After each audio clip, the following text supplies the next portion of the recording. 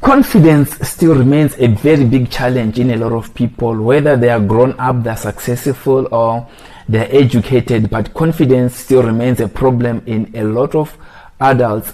Hence, we want to understand and get into deep analysis and check what is it that really happened, or how did they come to have low self-esteem in life.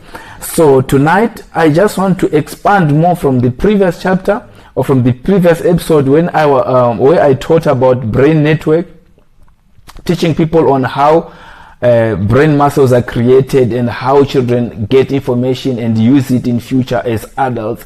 And tonight I just want to go deeper again into explaining how really people get destroyed at a very young age. And I really indicated that from the last semester of pregnancy up to 7 years, it's a very tender age which we as parents, we must really invest in children, in terms of time, in terms of love, in terms of resources. So those first 7 years, they're very much crucial in developing the personality of the child, character and attitude.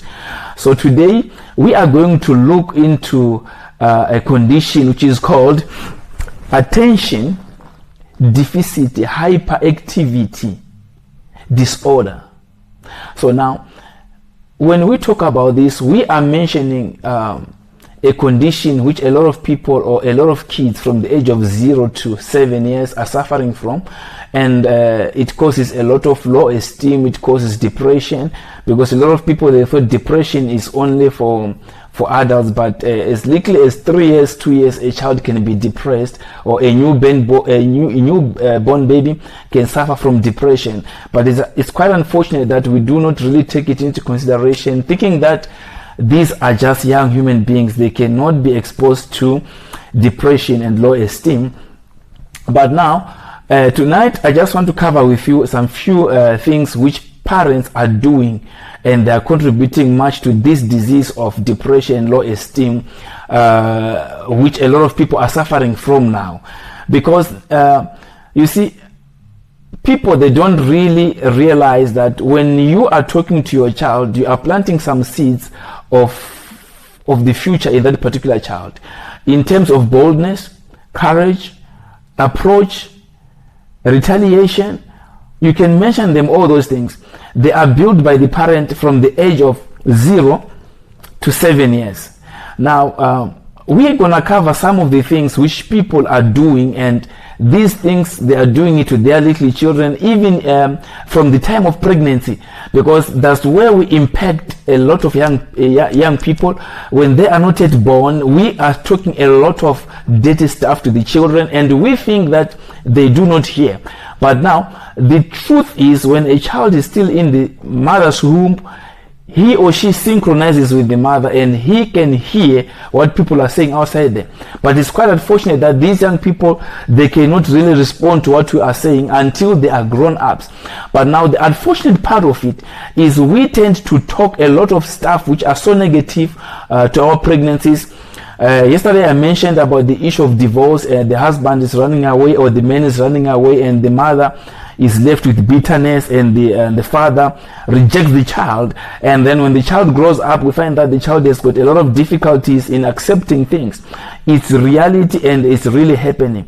But now, without going that very far, we just want to take a look on yourself as a parent. How do you speak to your child each and every day?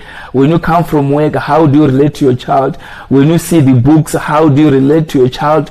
The performance at school, whether he has passed or he has failed, how do you take it? You see, so now it's very much important that when a child is born, as soon as the child is born, start to appreciate your child. That's the first thing which you must do. Point number 1, appreciate your child. A lot of people now, they feel out of this world. They feel as if they are outcasts because they were not appreciated at a young age. Now, what happens is, when you appreciate your child, you give the child confidence.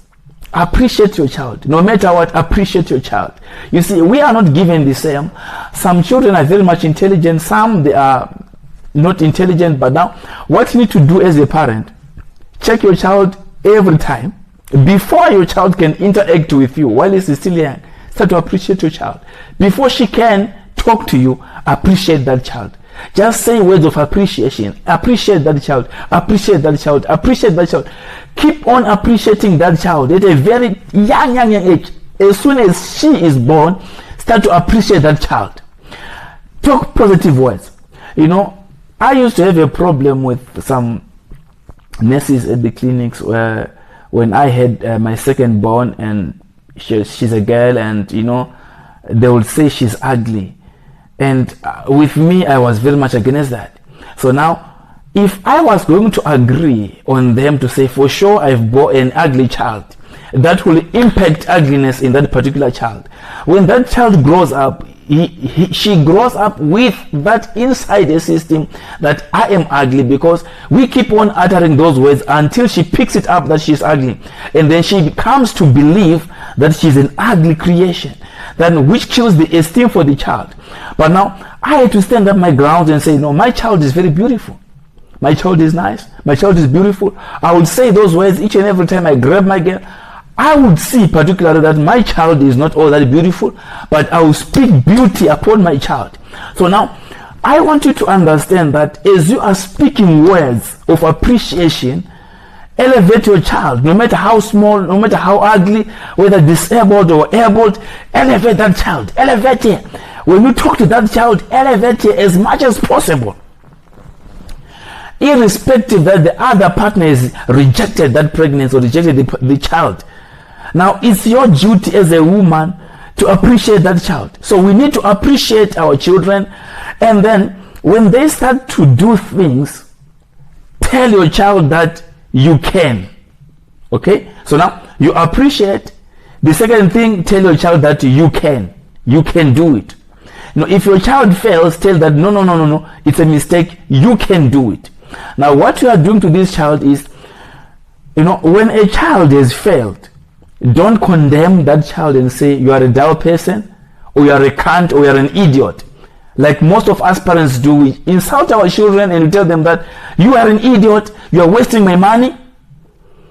Now, what you need to do is to tell your child that you can do it. You have failed now, but you can do it. Keep on trying. Now, cheer up the child. I said point number one, appreciate your child. Even if he hasn't done anything, when you come from work, just appreciate that child. When they go to sleep, just appreciate. Just say, my child, I love you. Have a good night. You are a beautiful child. You are a caring child. You are full of love. Just say words of appreciation. Appreciate. I said it's point number one. Point number two, encourage your child. Tell him that you can do it. Now, why? We have got a dilemma as people grow up, because they were never told that they can do it. They don't have that spirit of patience. They cannot be persistent. They give up so quickly. Now, that's a very huge problem in businesses today. It's a very huge problem in our secular jobs today, because we cannot be persistent. When we meet a challenge, we give up. The reason being, we were not told to be persistent. We were not encouraged to stand and do it. So now, when a child is from school, the results are out, the child has failed. I mean, a lot of parents, they insult a child who is grade R. Just the first grade, you are starting to insult a child already. What is it that you are putting to the child? Low esteem. So now, what I've said to you, ADHD, attention deficit. Let me first take two letters. Attention deficit is our children, they lack parental attention. We don't give them enough attention. When your child is doing some things, maybe he's doing a puzzle and is trying to call you that daddy, look what I've done, and then you give less attention, you are killing your child. Don't think that the child is so young not to sense your ignorance, or you know what, you'll be killing your child. So when your child draws something, whether it's just a dirty drawing, go to that child, give that child attention, and tell him that you have done it. Point number two, you have done it. You can do it. You can do better things. Now, whenever children are playing, maybe they are playing with soy or they are playing with other things, go there, tell them that you are doing your best. This is the best, my child. You are so intelligent. You know, Keep on saying those words. Elevate them. Tell them that you are doing a good thing. Don't tell them that you are doing the worst. Don't tell them that. So now, keep on encouraging your child. When a child has broke something in the house, don't shout at that child. Never shout at that child. Now, speech is point number 3. Speech. How do you speak to your child? You see, the way you speak or the way you go mad is exactly what was instilled in you by your parents. You saw it and you emulated it and you are doing it now. Now, the way you speak to your child, a child picks it up. We are having a problem of a lot of people who are not touchable. They are uncontrollable. Just a single word, you have started a very big veiled fire. Now, the child did not get proper wording when he or she was young. What am I saying? A mistake done by a child, it must be a learning curve for the child. Talk to the child very well. This is a mistake, my son. I don't like it. A good child doesn't do like this. Don't tell your child that is a bad child. You are a bad child. Even your father doesn't support you. The father doesn't love you. You are a bad child. No. Don't do like that. Say, my child, you've done a mistake. I love you so much. I don't expect you to do like this. Show your child kindness. Talk to your child in a good way. And now, after doing this, you will see that there's no need for you to use a shambok. Because a lot of parents, they think shamboking a child is a very big it's a quite important fundamental in raising up children. No. Beating up the child at times makes the child to become worse. A child becomes worse. A child becomes a rebel because you're always beating your child. So now, don't always beat the child, but instead love the child. Try to teach a child from mistakes. No matter how young the child is, talk to him or her in a soft way. My child, I don't like this. You are a good girl. Don't do this next time. Okay? Just like that, a child will hear. Number 4. Don't promise children food. Don't promise children things which you can't fulfill. Rather, promise children that I will take you to school instead of promising your child food.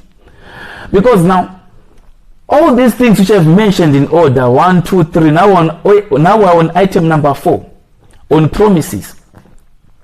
Promise your child that I will do you school, I will take you to a university. Instead of telling your child that I will take you for a Kentucky Fried Chicken, I will take you for a pizza. Now, what you are simply doing by this, you are again introducing another disease in a child of disappointment and eating as a solution. Now, when a child is disappointed, when a child is crying, don't mention food, because it has been discovered that a lot of people who are eating now, they eat out of stress. So the stress which a child has when he is crying, maybe is hurt. When a person is hurt, what makes the person to cry is stress. You see, when you beat a child, what makes a child to cry is stress. You have put a child under stress, and then after the child has cried, you try to quieten the child by food. Meaning to say, even if he's grown up, he's disappointed at work, he invests all the disappointment in food, and then they become obese. So now, don't promise or don't give your children food when they are disappointed, when they are crying. The last point, put love. Now, love in children is not money. Love in children is not buying things. Love in children is not food. I'm repeating again. Love in children is not sweets. But love in children includes hug. Hug your child. From work, just kneel down and hug your child. Tell your child how much you love you. I love you, my child. I love you, my child. I love you, my child. Say those words. Even if you don't have money, hug your child. Kiss your child. Play with the children. You see, I said it's called attention deficit. Attention deficit, which means A lot of kids, they are suffering from attention deficit. They don't get enough attention. So now when you come from work, no matter how stressed you are, make it a point that you give a smile to your children. Give them attention. Show them that you are there for them. Run with them, no matter how tired, how disappointed you are.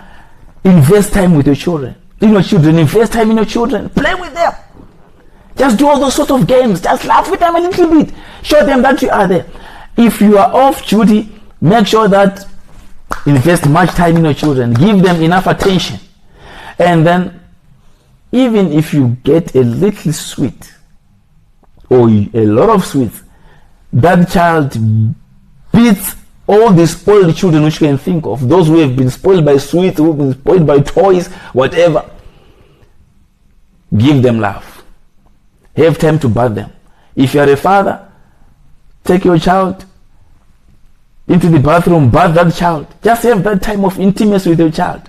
It's not only women who must bath children, even men. Bath the child. Put the deep hairs on the child. Change the napkins. Put the clothes for the child. Tell your child that you are beautiful. Comb the hair for your child.